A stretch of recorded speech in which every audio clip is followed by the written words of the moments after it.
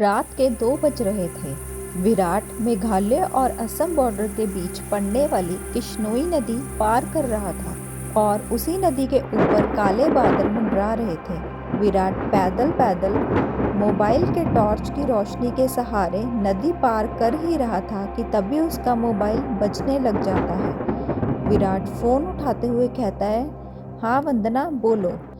वंदना कहती है, कहाँ तक पहुँच गए आप जी? विराट बोलता है कि मैं किश्नोई नदी पार कर रहा हूँ। किश्नोई नदी का नाम सुनते ही वंदना घबराते हुए कहती है, क्या कहा, किश्नोई नदी पार कर रहे हो आप? और नहीं तो क्या? वंदना कहती है, आपको इतनी रात में वापस नहीं आना चाहिए था, ग्रेवयार्ड कोठी में ही रुक जाना चाहिए था। आपको पता है ना, नदी के पास वो घूमती है। विराट हैरानी के साथ पूछता है, वो घूमती है मतलब? माँ जी ने बताया था कि नदी पार करते वक्त उसका नाम नहीं लेना चाहिए, वरना वो सच में आ जाती है। वंदना, तुम भी ना कहाँ माँ की बातों में आ गई। लगता है माँ ने तुम्हें भी यक्षिणी की कहानी। चुप हो जाओ जी। हे काली माँ, मेरे पति की रक्षा करना और अनजाने में इनसे जो अनर्थ हुआ उनके लिए भी इन्हें माफ़ कर देना। विराट हंसते हुए कहता है, क्या वंदना, तुम भी ना, ये यक्षिणी वक्षिणी कुछ नहीं होती। विराट कहता है, यक्षिणी के बारे में तो याद रख सकती हो, लेकिन ये याद नहीं रख सकती कि आज हमारी शादी की सालगिरह है, तो तुम्हें इसकी सज़ा ज़रूर मिलेगी। वंदना प्यार से पूछती है, क्या सज़ा दोगे आप? तुम्हारी सज़ा यह है कि तुम्हें आज रात भर जागना पड़ेगा। वंदना शर्मा जाती है और शर्माते हुए फ़ोन काट देती है। विराट वापस से नदी पार करने लग जाता है। अभी विराट ने 1-2 कदम ही आगे बढ़ाए थे कि तभी उसको पायल बजने की आवाज़ सुनाई देती है। विराट को लगता है कि उसके पीछे से कोई लड़की भागते हुए निकली हो। पायल की आवाज़ सुनकर विराट जहाँ पर था वहीं पर रुक जाता है और पीछे मुड़कर देखने लग जाता है। तब वो पीछे मुड़ता है तो सिवाय अंधेरे के उसे कुछ दिखाई नहीं देता। विराट मुश्किल से अभी 2 कदम चला था कि तभी उसी नदी के किनारे पर एक काला साया दिखाई देने लग जाता है। उस काले साए को देखकर विराट के कदम अपने आप थम जाते हैं। काले साए के पास से पायल के बजने की आवाज़ और चमेली के फूलों की खुशबू आ रही थी। विराट के हाथ पैर कँपकँपाने लग गए थे। विराट डरता हुआ कहता है, कहीं वंदना की बात तो सच तो नहीं हो गई। विराट उस साए को देखकर इतना डर गया था कि उसका पूरा चेहरा पसीने से लथपथ हो गया था। विराट अपने मोबाइल का टॉर्च उस काले साए पर मारने लग जाता है। जब उस टॉर्च की रोशनी उस काले साए पर पड़ती है तो विराट देखता है कि वो साया और किसी का नहीं बल्कि एक लड़की का है।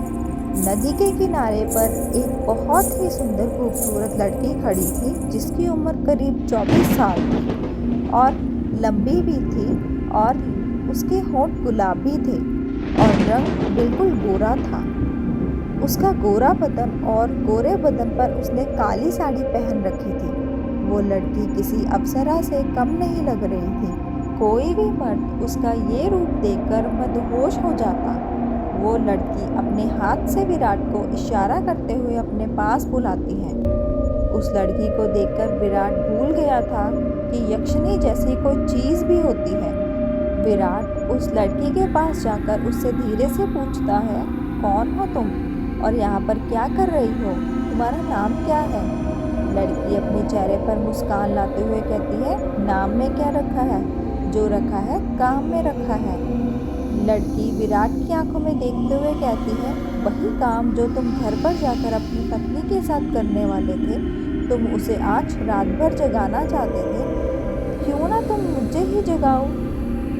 इतना कहते ही विराट उस लड़की को अपने सीने से लगा लेता है और दोनों एक दूसरे में मगन हो जाते हैं। पर कुछ ही पलों में जब विराट की नज़र उस लड़की के वक्ष पर पड़ती है और वो देखता है कि उस लड़की के वक्ष पर धीरे धीरे झुर्रियाँ आने लग गई थी, उसके हाथ पैरों की नसें बाहर निकलने लग गई थी और उसके बाल काले से सफ़ेद होने लग गए थे। देखते ही देखते वह लड़की अचानक से बूढ़ी औरत में तब्दील हो जाती है। यह सब देखकर विराट की आंखें फटी की फटी रह गई थी। उसका गर्म बदन अचानक से ठंडा पड़ गया था। विराट डरते हुए कहता है, कौन हो तुम? वह लड़की धीरे से कहती है, मैं यक्षिनी, तेरी मौत। यक्षिनी गुस्से में कहती है, वासना की प्यास में तू ये भी भूल गया कि तेरी पत्नी वंदना तेरा घर पर इंतजार कर रही है और तू यहाँ पर मेरे साथ।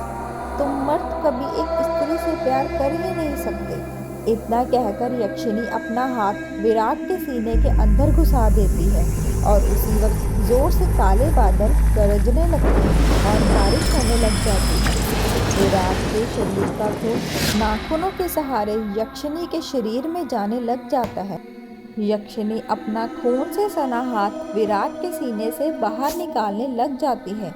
जैसे ही यक्षिनी अपना हाथ विराट के सीने से बाहर निकालती है, विराट अपना दम तोड़ देता है, क्योंकि यक्षिनी के हाथ में विराट का दिल था जो सिकुड़ चुका था। अगले ही पल यक्षिनी विराट का दिल लेकर गायब हो जाती है, ठीक उसी तरह जिस तरह बारिश की बूंदें होती हैं।